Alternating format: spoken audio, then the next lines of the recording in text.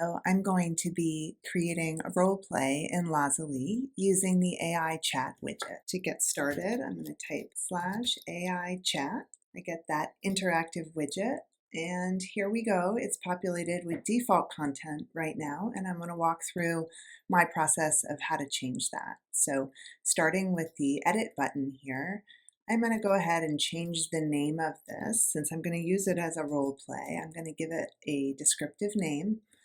And then moving into the instructions field that tells the learner what the activity is about. You can toggle that on or off if for some reason you want to place your instructions elsewhere. Moving on into the assessment criteria field. Here I have some information about how the scoring is going to work for the learners. I tend to keep that short so it's digestible. And then if you want to provide more guidance to the AI, you can do that later in the AI chat customization field. You can also choose to toggle this on or off.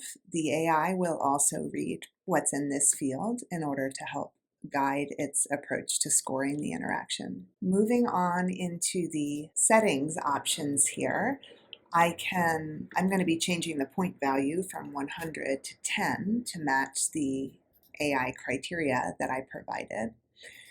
I can also toggle this on or off and make this just an ungraded interaction. Either way, we have unlimited attempts with this particular setting. And if I wanted to change the percent required to pass, I can do that as well. Moving on into the AI chat customization, first I have chat modes. And I want my learners to be able to do this simulated salary negotiation via text chat, audio chat, or video chat. I don't see a need for screen sharing, so I'm going to go ahead and deselect that. And moving on, I can build my AI character, and I'm going to call my recruiter character Alex. And I'm going to provide a description of Alex's role and what Alex is attempting to do in this simulation. And I'm also going to maybe select a new voice for Alex. I'm going to make Alex into this particular voice. And then I can go in here and I can choose a different color avatar if I want.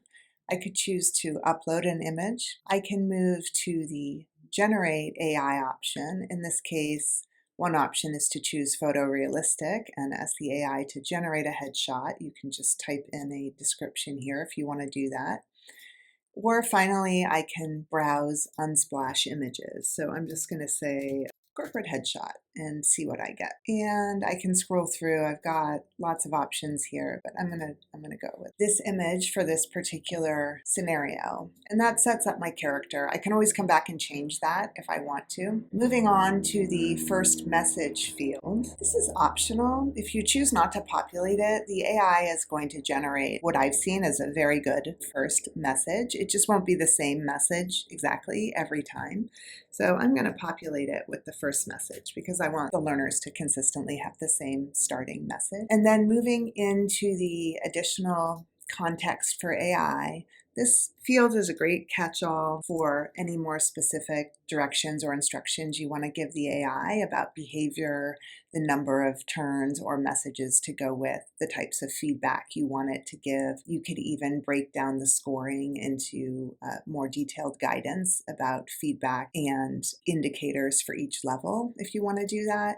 Here, I'm just going to populate it with these particular points. Now I have all of the fields populated and customized for my particular role play. I'm going to click Done. And at this point, I'm ready to go ahead and click Start Chat.